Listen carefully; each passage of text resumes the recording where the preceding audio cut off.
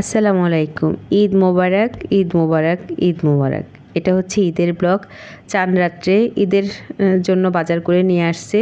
হয়তো বাজার বলতে সেমাই, তারপরে দুধ, চিনি যা যা লাগবে, তারপরে মাংস।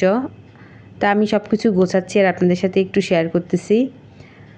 তো ঈদের কেনাকাটা বলতে তেমন একটা বাজার করা হয়নি, কারণ সবাই হয়তো জানেন আমি আবার ঈদের পরে চলে যাব।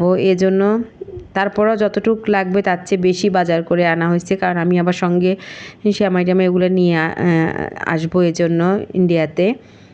তো এই জন্যই। আর এই সেমাইটা দেখে অনেকে ভাববেন এগুলো আবার খায় নাকি। এগুলো হচ্ছে ছোটোবেলায় আমাদের একটা মানে বোন ছিল, পালিত বোন, আমার মা পালতো। ও মানে এই সেমাইগুলো রান্না করতো। পরে ওর বাসায় গেলে আমরা এগুলা খুব মজা করে খেতাম, আমাদের কিনতো না। পরে ওই থেকে একটা মানে এগুলোর প্রতি একটা লোভ। তো অল্প একটু আমার হাজব্যান্ডের হাতে আনালাম, ও তো আনতে চাইতেছে না। পরে বললো ঠিক আছে নিয়ে আসবো, আর গরুর মাংস নিয়ে এসেছে। তো এখন এগুলো কেটে টেটে সব গুছিয়ে রাখবো পরের দিনের জন্য। আর এটা হচ্ছে ঈদের দিন সকালবেলা। তো ঈদের দিন সকালবেলা রান্না বসাচ্ছি, আর এই তো গরুর মাংস বসাবো। প্রত্যেকবার ঈদের সময় 5 কেজি 10 কেজি গরুর মাংস কেনা হয়। মানে যবে থেকে আমি ইন্ডিয়াতে আসার পর থেকে আর ঈদে মানে তেমন কেনা হয় না, কারণ আমি তো চলে আসি, যাই ঈদ করতে, রোজা করতে চলে আসি। অনেক সময় আছে রোজা করা হয় না, কারণ ওই দেখা যায় যে রোজার সময় ছেলে বা মেয়ের কোনো না কোনো এক্সাম পড়ে যায়, কারণ এদেশের পড়ালেখার ইয়েতেও একদম ভিন্ন নিয়মকানুন। তো এই জন্য হয়তো অনেক সময় আবার ঈদ করা হয় না, যেমন কোরবানি ঈদ করতে পারিনি। কোরবানি ঈদ এখানে করা হয়েছিল আমার। তো যাক, এবার রোজার ঈদ করতে পেরেছি, রোজাও করতে পেরেছি আলহামদুলিল্লাহ। সবগুলা রোজা থেকেছি, আর আল্লাহর অশেষ রহমতে ঈদও করে আসলাম।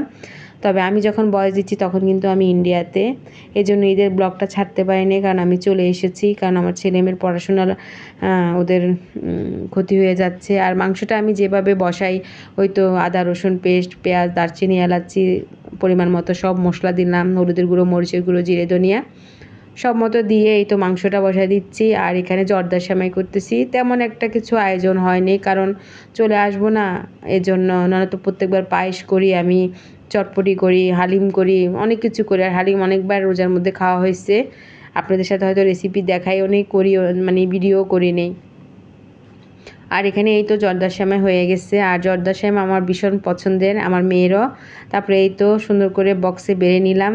আমি যে কিছু কাঁচের জিনিস বের করব সেটাও করিনি, কারণ ওই যে মনটা খারাপ থাকে, চলে আসবো, এই জন্য কোনো কিছু বের করে যে টেবিলে সাজায় আপনাদের সাথে সুন্দর করে পরিবেশন করে দেখাবো, সেটা আর আমার হয় না এখন। আর আমি ওই যে কোনো রকম ঈদের দিনটা পার করি, পরের দিন থেকে সব গুছিয়ে গেছে, ধুয়ে মুছে পরিষ্কার করে আবার আমাকে কাপড় চোপড় গুছিয়ে ব্যাক করে চলে আসতে হয়, এজন্য। আর এখানে পোলাও করে নিচ্ছি। তো রান্না করেছি গরুর মাংস, পোলাও, তারপরে জর্দার সেমাই করেছি, লাচ্চা সেমাই করেছি, আর হচ্ছে চিকেন রান্না করেছি।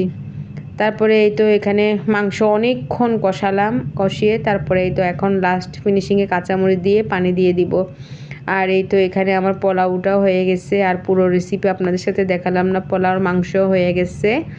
আর এখানে হচ্ছে আপনার মুরগির মাংস একটু কোরমা টাইপের করে মেয়ের জন্য রান্না করলাম, কারণ আমার মেয়ে গরু মাংস খেতে চায় না। তারপরে এই তো দুপুরে খেতে বসেছি, ঈদের দিন মনে হয় তখন 12:30 মতো বাজে। সকাল 11টার মধ্যে রান্না কমপ্লিট। মন খারাপ, কারণ চলে আসবো পরের দিন, এজন্য।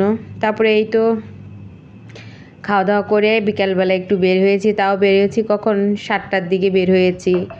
এই কারণ কোথাও তো যাওয়ার ইচ্ছা ছিল না, কারণ চলে আসবো, ব্যাগপত্র গোছাতে হবে, ঘর পরিষ্কার করতে হবে, এত বড় একটা সংসার, সব গুছিয়ে আসা, পুরো রোজার মাসে সব কিছু নামানো।